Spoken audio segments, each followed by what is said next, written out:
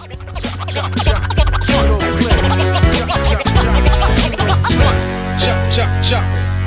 everyone, so welcome back first of all. Thank you for watching.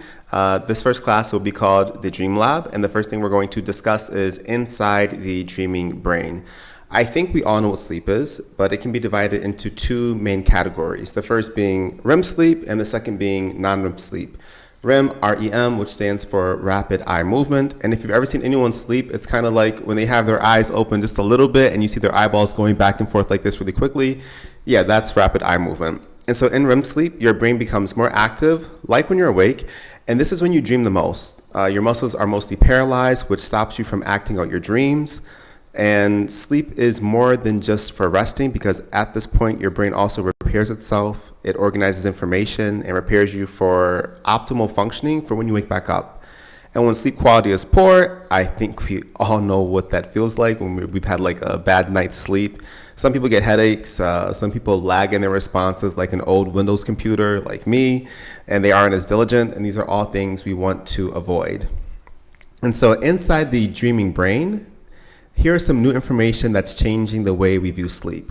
So one study took 36 individuals to see whether they could perceive questions from an experimenter while they were in the lucid dream using electrophysiological signals for two-way communication.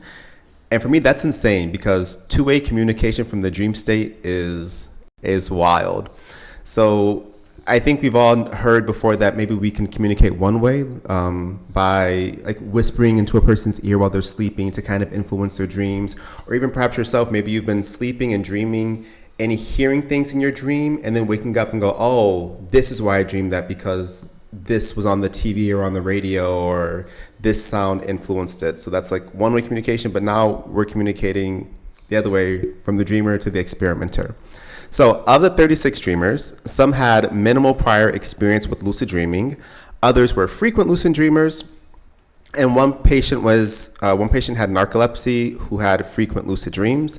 And I also just must point this out really quickly, because I had a friend, I have a friend, she has narcolepsy, and I tried to pitch lucid dreaming to her, and she told me that she wasn't able to do it because she had narcolepsy. But I found out that if you had narcolepsy, that may make you even more likely to have lucid dreams. So if you have that, don't let that stop you from trying or getting started. And during REM sleep, these people were able to do things like understand new information, remember it for a short time, solve simple problems, and give answers on purpose. They answered questions by moving their eyes in a special way and using certain facial muscles, and they gave correct answers 29 times across 6 different people. And this was documented by 4 independent laboratory groups, and we can see the cognitive characteristics of dreaming can be explored in real time. And this, just from my perspective, I think this has a lot of potential applications that we can use this for. One area could be mental health therapy, and I think communication during dreams could support trauma processing or even like exposure therapy, because again, in the lucid dreaming state, you can expose yourself to anything that is bothering you or has bothered you in the past, even create scenarios. I think this is also good for nightmare intervention, which affects a lot of adults, even people with PTSD. Therapists could help patients confront and change nightmares during the dream itself, potentially. I think this could also help with real-time dream research, because scientists will now be able to study dreams as they are happening. Of course, communication will be limited, but being able to study dreams as they're happening will be much more efficient than having to rely on the memory of the person after they wake up, because it is sometimes a bit harder to recall your dreams, after you wake up. And I think it's been known for a while that we can communicate with dreamers, but knowing that dreamers can communicate back is just astounding. And in the full version, I've included a way for you to experiment with this at home without having any high-tech equipment, but you would have to have somebody by your side who is watching you sleep. Maybe, a sibling or a partner, if that's even possible. And so I'd like to quote one of the studies I've read in case anyone feels bad about not having lucid dreams, because maybe you've tried and it's been unsuccessful. I've read a lot of comments on Reddit about people trying lucid dreaming without success. And so the quote goes, "Lucid dreaming is a notoriously rare phenomenon, and lucid dreams can seldom be summoned at will. which has made it difficult for researchers to capture them in the lab in a reliable manner. So that's one of the downfalls with studying lucid dreams. So it's really hard to say, okay, I'm going to be lucid now. And I think we all know this, but it's also normal. And personally, I don't think I'm predisposed to having more lucid dreams than other people. And this is going to be a little bit personal, but I don't have good, visual imagination skills. Like, for example, when I try to close my eyes and visualize something like an apple, I don't see anything but my eyelids and blackness, and that's about it. And I think there's a word for that, but I can't remember what it is right now. But I guess everyone has a spectrum of what their visual imagination looks like. Also, in my dreams, for most of my life, I would say maybe 25 years, including being born, when I would dream, I wouldn't see faces in my dreams. Like if I had an experience with a person and I woke up, I wouldn't be able to describe anything about that person, anything about that person's face. At most, I could probably get the gender of that person, maybe their skin color, but I didn't see faces or facial expressions in any of my dreams, which I always thought was weird. And I still think it's kind of weird. I don't know why that is. But anyway, I'm just saying this or sharing this because if I can do it, I'm pretty sure that anyone else can with enough practice and knowing how to do it and what to do. All right, so the next section I want to move on to is fixing poor sleep. And I hope I'm not over-explaining anything at any point, but I just want to make sure that this content is accessible for everyone and that we cover the basics before we move on to lucid dreaming. So continuing on, our bodies run on an internal clock called the circadian rhythm, which is about a 24-hour cycle that governs when we feel awake or sleepy, but also other things like hormone release, body temperature, metabolism, and external cues like sunlight and darkness influence this internal clock. And just like any other rhythm, it can be disrupted. Examples are irregular sleep schedules, exposure to artificial light at night, traveling across time zones. All of these things can make it more difficult to fall asleep. And fixing poor sleep starts with respecting your circadian rhythm. So here are some practical steps you can use to help realign your internal clock. So you can get consistent sunlight exposure early in the day, ideally within the first hour of waking.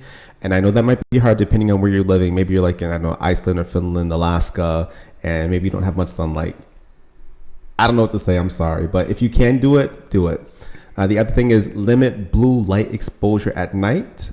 Screens like from your phone, tablet, computer, they all emit blue light, which tricks your brain into thinking it's daytime, suppressing melatonin, which promotes sleep. The other thing is keep a regular sleep schedule. Try to go to bed and wake up at the same time every day, even on weekends if you can. And listen, I would be lying if I said I had this down because my sleep is all over the place sometimes.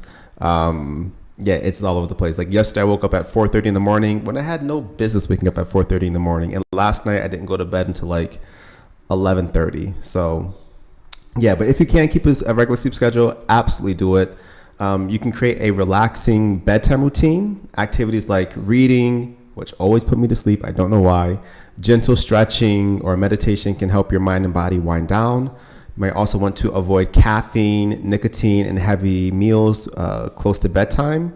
And also try to, let's say, optimize your sleep environment. It's summertime right now, so it's hot. But if you can have a cool place to sleep in, a dark place to sleep in, and a quiet place to sleep in if possible, this all promotes deeper, more restorative sleep.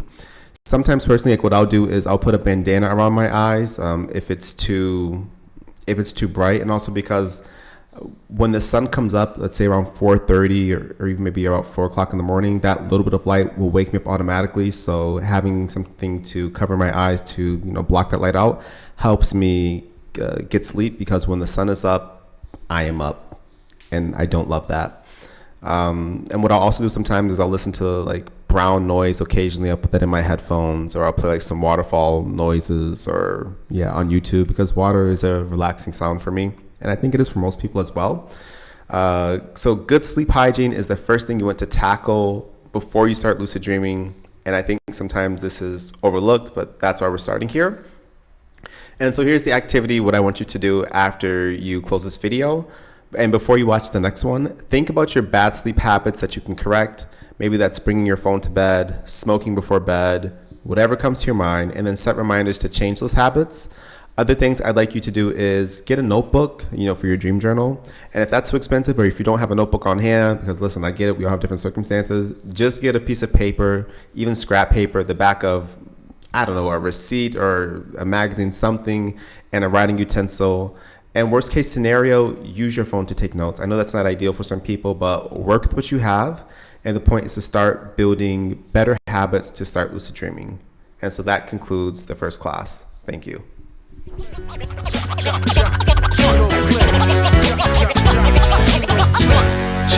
Jump.